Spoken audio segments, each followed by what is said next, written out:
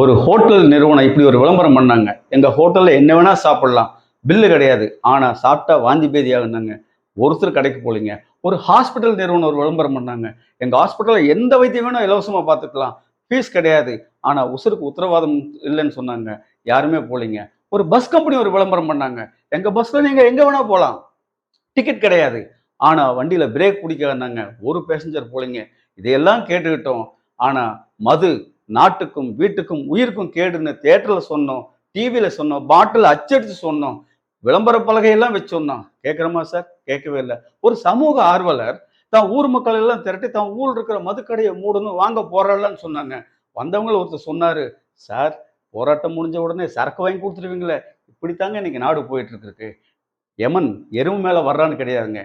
ஏற்கனவே மது என்ற பழக்கத்தின் மூலியமா ஊருக்குள்ள சுத்திட்டு இருக்கான்.